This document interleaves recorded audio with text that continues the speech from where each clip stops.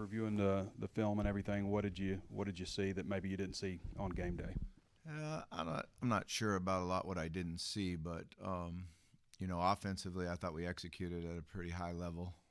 The offensive line did a really nice job, particularly run blocking, picking up the different things that they do defensively. Our receivers blocked really well downfield. That's why we got some huge explosive runs, as they did a good job. And Mike and Braylon both ran extremely well. Obviously, Talon made plays with his legs. Passing game-wise, we were pretty efficient as far as where we were supposed to be on our routes and the timing of the ball coming out of our hand. They got us a little bit late in the game with some of their pass rush, which hurt us on the drive that we had to punt the ball away. But for the most part, offensively, we played pretty good. Defensively, we played with a lot of effort. Guys were running to the ball. We still have some assignment issues that opens up big plays, explosive plays for them. We missed too many tackles. Although we were getting to the football, we missed more tackles than we did the previous week at Tennessee, which was a thing we tried to build on and actually went in the wrong direction. But some of that is the guys we're trying to tackle too. That's a good football team. A&M's a good football team, experienced O-line. Their quarterback played really well for them. And we couldn't get off the field. If we could get one of those fourth down stops or we get hold them to a field goal instead of a touchdown in the red zone, then we got a chance to win the game. But we're right there. Defensive line, is there any chance for Saili this week or Oki? I know depth has been a concern. Yeah, it's been an issue. I'm not sure yet. I saw them both out there in stretch last night and looking like they were going to go through the run, and I go out with the young guys in practice. So we're not sure yet, but I think there is some hope. And thoughts against going against Auburn this week, another game at home. And I don't know if you and Freeze ever had any interaction before, coached against each other or anything? Last year. Coached against each other last year, yeah. I mean, it was a heck of a game. It was a good win for us. A battle, actually, and a good win. But I know Coach Freeze pretty well. When he was at Arkansas State, I hired one of his guys away, Kevin Peoples, and he was really good about it, really professional about it, and happy for Kevin. But that's really all the interactions I've really had with him.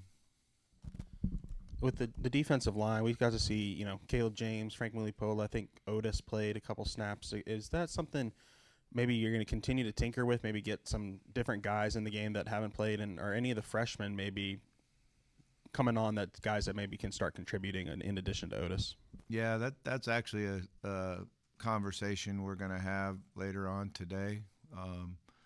We were able now to have 2 practices on film with the freshmen and the young guys, and it was fun last night. They were out there competing hard and playing hard, and it was good to see that, the way they competed and how they had fun.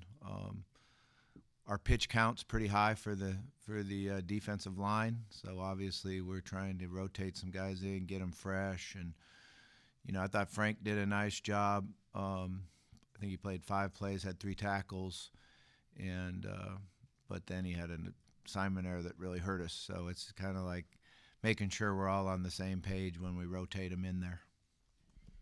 With Talon and the sacks, it seems like it's just kind of a give and take with that, because he can run backwards and escape and run for 50 yards, and then you have the 25-yard loss on that fourth quarter drive. I mean, what are the conversations with him like? Because they're such a big boom for him for you guys when he escapes the pocket, and it's can really be a damaging. I mean, how do you kind of balance what he can do and it's the kind of the negative plays of those sacks as well? Yeah, it's a fine line. You want to make sure you give him his athletic ability a chance to make plays for us, but we also have to understand situations. And the one play when we were coming out and we had a nice double move and had it open, we unfortunately didn't protect it well. That was one where I would just like to see him get outside the pocket, throw it away, understand that 2nd and 10 is an okay situation.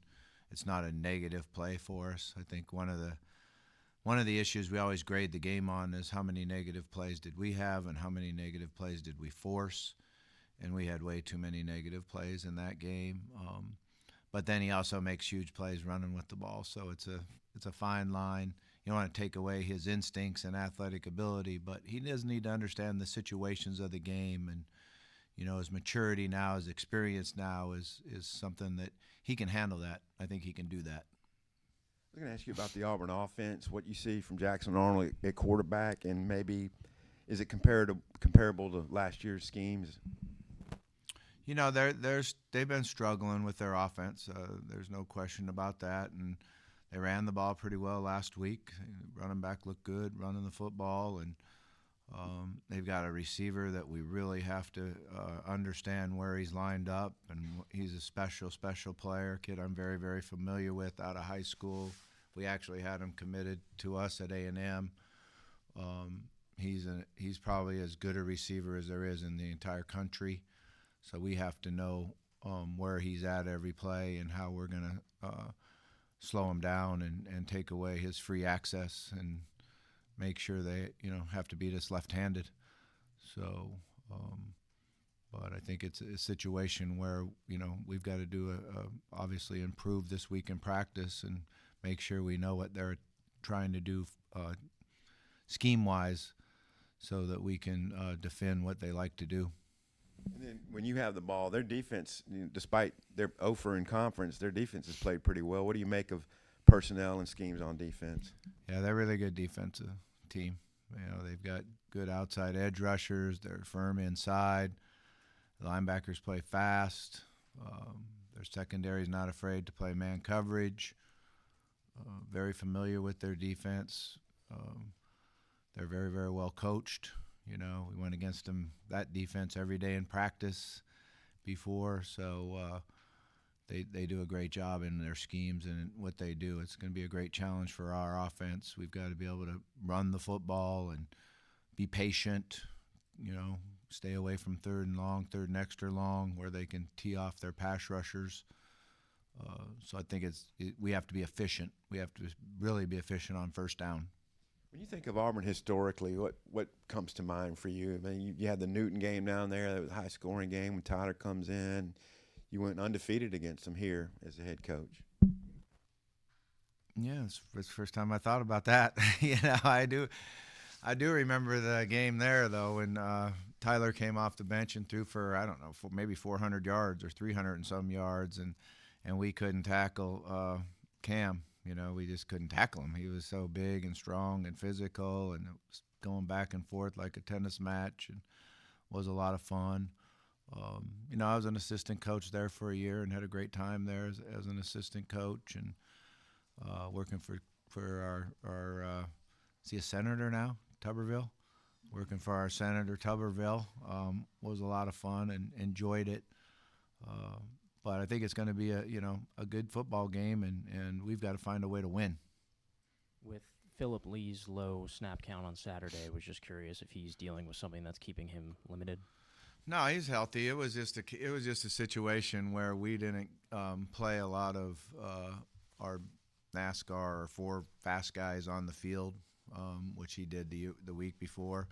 Their personnel groupings were very much in what we call 12 personnel, 2 tight ends on the field. Sometimes they had 3 tight ends on the field. They did a little bit more what you call 20 personnel, 2 backs, 3 wide receivers on the field. So we were actually in base defense a lot more than you usually are. It was kind of an unusual game as far as the number of snaps. We were in base, nickel, or dime. So it was kind of matching their personnel and seeing what we could do as far as that. That's why you saw Charlie Collins on the field more. He played some outside linebacker / defensive end for us, and he did a good job at times and made some mistakes at times, but it was good to see him out there. I think he's got a guy that's going to have a really good future here after this year. On top of good run blocking, what do you think is clicking for Mike, especially over these last 2 games? He's seeing things really well. He's become a better player before he gets the ball. That's one of the things that really helps running backs improve. Kobe Smith's done a great job with his tracks, his first step, where his shoulders are. Whenever you become really good before you get the ball, then your vision opens up and your landmarks are better and you see the blocks and make quick cuts. And his improvement on that in the last 3 weeks has been tremendous and has helped him, tremendously. And then just his explosion and speed is, something he's always had. But because he's doing things a little more detailed, it shows up more. I think some recruits in town over the weekend. Just kind of curious how active a interim staff can be in the recruiting space, and if those duties maybe get pushed to somebody else. It was a good weekend for recruiting. There was a lot of good players here, and we just work hard on it, just like as if you're going to be here. Omega Blake has been a guy for y'all all year. I'm just curious, has he been exactly what you expected, or is there anything that surprised you that maybe you didn't expect whenever you recruited him? Yeah, since he's come back from spring, even over the summer, he's been very, very highly motivated. His effort, his speed, his toughness, as far as how he practices, he just really elevated it and really, said to everybody out on the field, hey, I'm going to be the number one guy around here. And just by how he practices and how he plays, he's very tough-minded young man and a tremendous competitor. You mentioned a few times about wanting some more explosive plays out of the special teams. I'm curious, how do you go about getting that? Is there anything in particular you're saying that needs to happen to do that? Yeah, well, we punted the ball really well, and that was a huge win for us in our punt. We flipped the field a couple times. We covered real well. I think it was a 57 maybe yard net punt average, somewhere in that range. Unfortunately, we had the penalty on the punt return, which changed that from like a 38 net to a 50-some net, and could have had a nice win there in the punting game. But statistically, we did a good job there. Kickoff return is kind of taken out of college football anymore, it seems like. You always wonder each day you're out there practicing is, why are we spending so much time practicing this, But I'll tell you what we did is we even put more time into it, thinking that it was going to be a lot of wind. We were concerned about the wind and what we were going to do kickoff into the wind and return game, so you had to spend enough time on that. But that's usually a wash. Nobody returns them, or, you kick them out of the end zone. So, and then field goal, PAT-wise, we were even. So, you'd like to get some more pressure on their punter. We did that pretty well against Tennessee. We affected the punter. We came after it early, and he sped up. He really changed his time that he was taking on how long it took him to punt the ball, and we got some good errant punts from him, and that helped us flip the field. But still like to see the block punt scoop for a touchdown, punt return for a touchdown, their punt return fumble. We still need to have that type of flip in the momentum from our special teams that we haven't seen yet. We've heard from you a couple times now that your message to the players has been, put your resume on tape for these next few weeks. Some of them mentioned it to us last week when they talked. Is there anybody in particular you feel like has really taken that message to heart, and how do you feel like they've all kind of adopted that?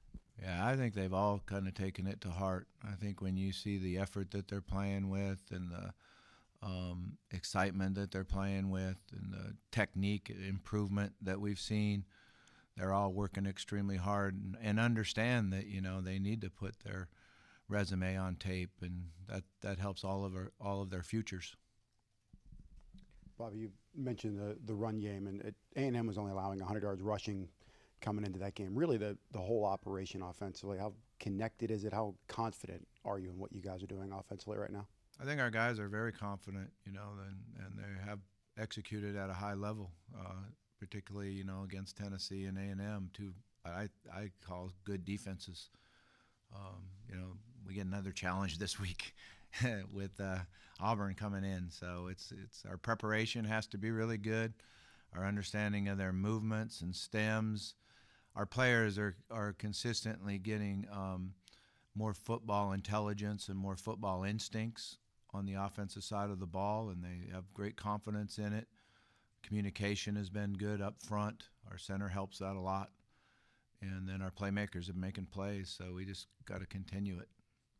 Another question, really just about your perspective in football here. Aside from the Notre Dame game, it's 4 losses by a combined 13 points. And what's the difference in getting over the hump and competing to finding a way to win?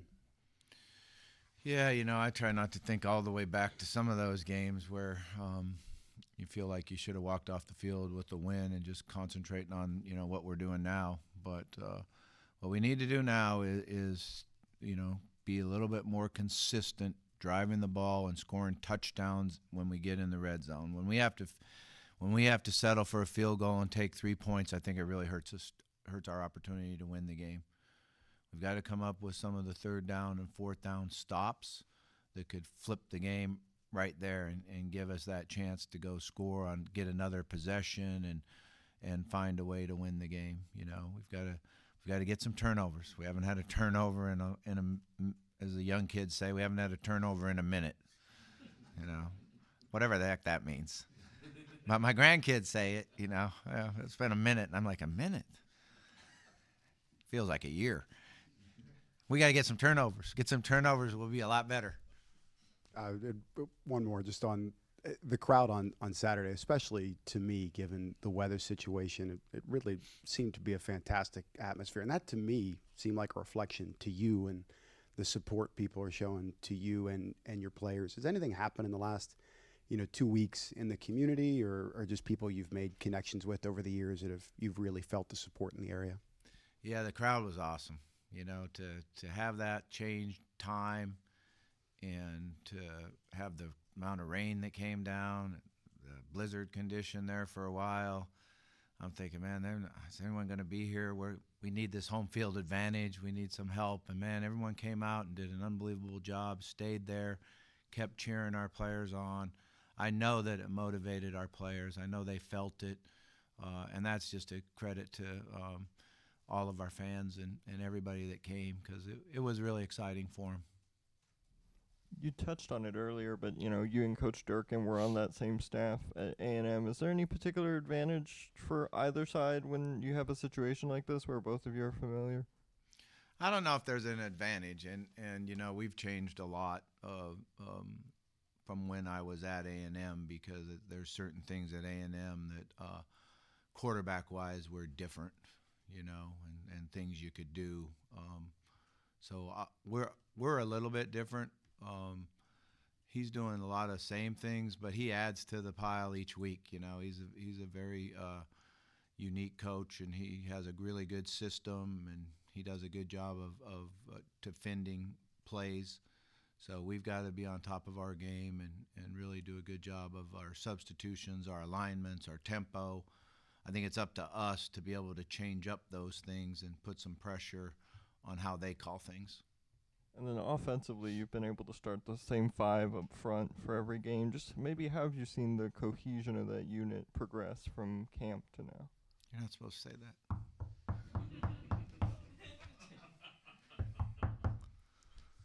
No, they've done a nice job. I think it starts with our center being able to understand the offense and know the calls and know how to make the calls and get it communicated.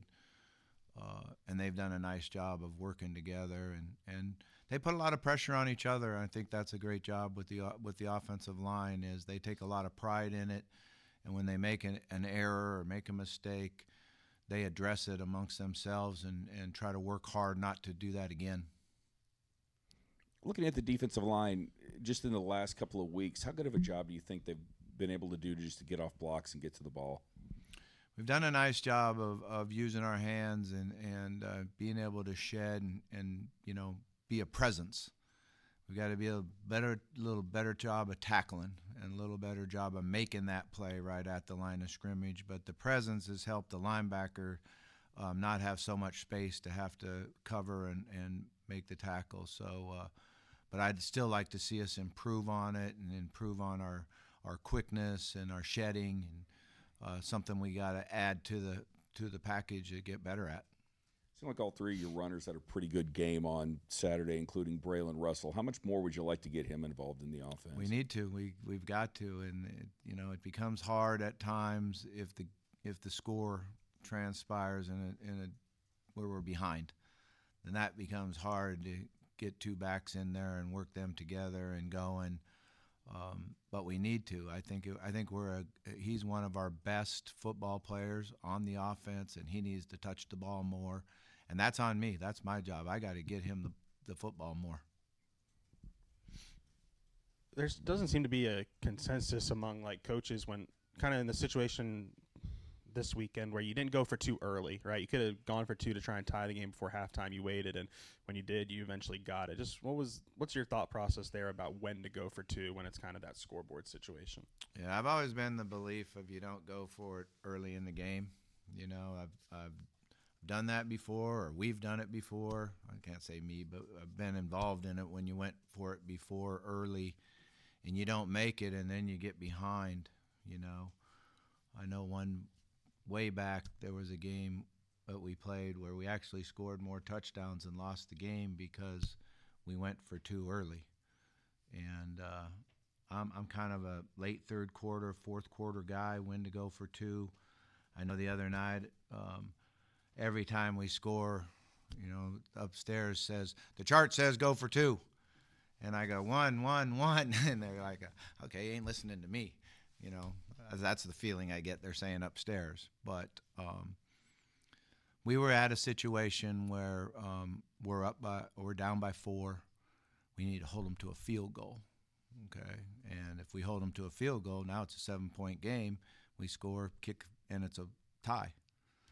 Unfortunately, we didn't hold them to our field goal, so then when we went and scored, now it was time to go for two. It was the right, in my opinion, which take it or leave it, because I don't know, but it was my opinion that we went for two at the right time and got us in a position where we needed a field goal to tie it. When we talked to the players after the game Saturday, I can't remember if it was Xavier or Mike, but one of them pointed to Talon kind of when we asked about keeping this group together, why do you guys have such confidence? And they pointed to Talon. I mean, what have you seen from him in this slide that it's not just you, but the players are retaining their confidence in him? I mean, how important is it for the leader to kind of be still relied upon as a leader, given what you guys are going through right now? Yeah. I mean, he leads in a number of ways, on, off the field, how he goes about his business. He's a good role model for a lot of players on our team.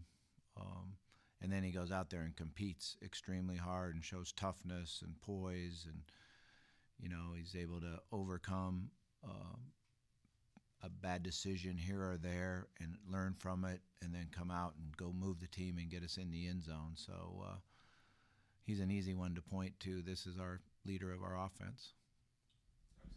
I was wondering, you touched on the offensive line, but it's such an improvement from where things were last year and even the year before that, before you were here. But Eric Mateos has played a big role in that. I was wondering what you thought about the job that he has done, not only putting this offensive line together, but also establishing depth behind it and some with the younger players. Yeah, he's done a great job recruiting-wise, and the players that we have coming in and the ones that we were able to keep, those guys you got to recruit harder maybe than the ones that you go get. And I like the depth we have behind it. We've got a good young crew coming up. So I think there's some real stability there. And, it's a credit to how well he has done recruiting and his communication and respect that the players have for him. 11:45, your first morning kickoff as interim coach. What changes for you guys, moving meetings around or anything like that? Get up earlier. Yeah. You just start the clock sooner in the morning, but be a good kick, get a good crowd, have a lot of fun.